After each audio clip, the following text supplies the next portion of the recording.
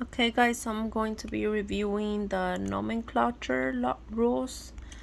So this is the first problem. On this one, what I like to do is, I guess, number the carbons. So right here we have 1, 2, 3, 4, 5, 6. So that would be hexane, which is the parent chain. And then we can do the sub chains, I guess they're called, which we have alcohol and bromine. And then this is a isopropyl, I think it's called. So then we would start off with well, I like to start off with my ending, which is hexanol, for the OL at the end for alcohol. So that will be hexanol. And then we can name where the subchains are at, which alcohol is, we can see in the second carbon, and then bromine is in the fourth carbon, and isopropyl is in the third carbon. So bromine is our, I guess, strongest, so that's gonna go first. So we have 4 bromo, and then we can put 3 isopropyl. I hope I spelled it right. Isopropyl, and then hexanol. On the hexanol, oh, I forgot to put where it's located, so that's on number 2. So we can erase here. So it'll be hexan 2OL, since the alcohol is located in the second carbon. Okay, so that is the first one. Then on this second one, it's 1, 2, 3, 4, 5, 6, 7. So that is a heptane. So heptane. And then we see that we have a chloro on number 2 and a chloro on 5. And then we also have the double bond and another double bond. So then that would be a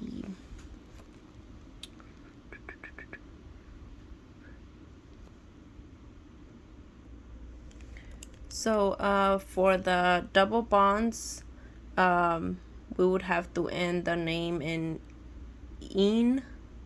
So then "ane" is for single bonds, so we would have to change it on here to "ene."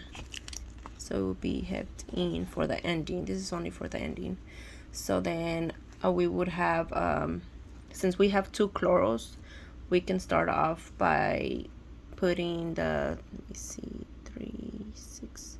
We can start off by putting our double bonds. So it will be on number 3, which right here starts our double bond, and then on number 6 starts our next double bond. So we will separate with a comma, 3, 6, and then we have 2 chloros, so we would say di for 2. So dichloro,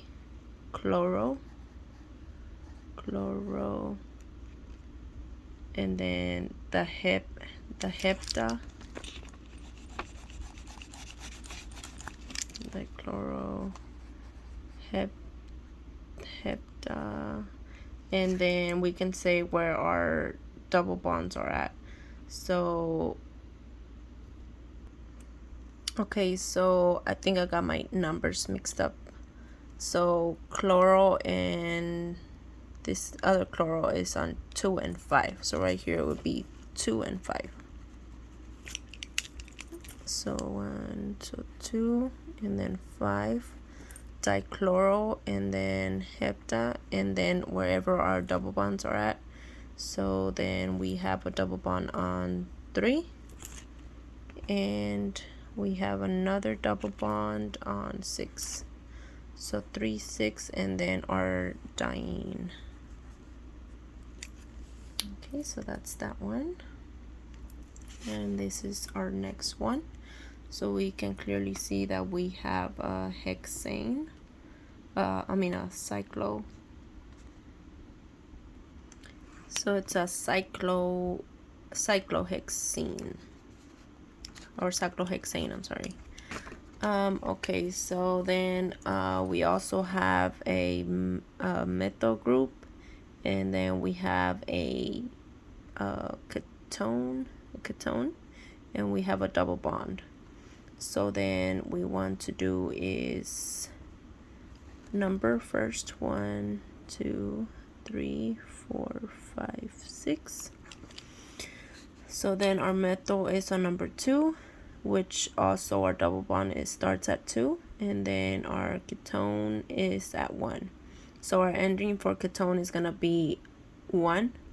So then we can do is, so we start off by our methyl, so 2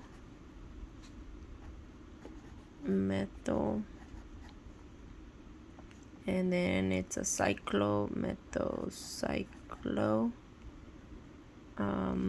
cyclohex, and then wherever our double bond is at, which is at 2, cyclohex 2, and then en because it's a double bond, and then we end with our ending for the ketone, which is ONE. So it's 2 methyl cyclohex 2-enone, I think. Okay, and then the next sample I have is this, which I have to draw. So then we have 2 methyl 3-hexene. So on this one we start off by our 2 carbons, and then just like this, and then so it's 2 methyl, so we're gonna have a methyl on the second carbon, so we will have to draw 2 more carbons on this side.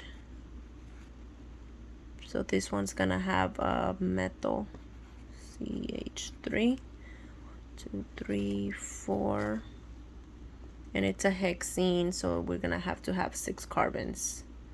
So this is 1, 2, 3, 4, 5, 6. Okay, so it's 2 methyl, which I have on the second is a methyl, and then it looks like it's gonna be ending in ene, so that means it's a double bond on number 3 on the third. So 1, 2, 3. So this is where it starts, so right in the middle. So this would be 2 methyl 3-hexene. So for the last one, I have another one I have to draw. So it's 1, 1, 3, 4 tetraiodоcycloheptane. So we're gonna draw our cycloheptane first, with heptane means 7. So let's try to do this. 1, 2. Sorry, I don't draw so good. So 1, 2, 3, 4, 5, 6, 7. So 7, and then so it looks like it's gonna have 3 areas. So tetra means 3. It's gonna have 3 areas where it's gonna have the iodo. So then on 1, 1 is gonna have the I, which stands for iodine, I think. I, and then also on 3 and on 4.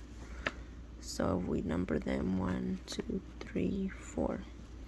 So 1, 2, 3. We have another one with iodine, and then on 4 it's gonna be another one. So 1, 2, 3, 4. So then it's 1, 1, 3, 4 tetra iodocycloheptane. So it ends in ane. So it's a single bonded. So this is our final product.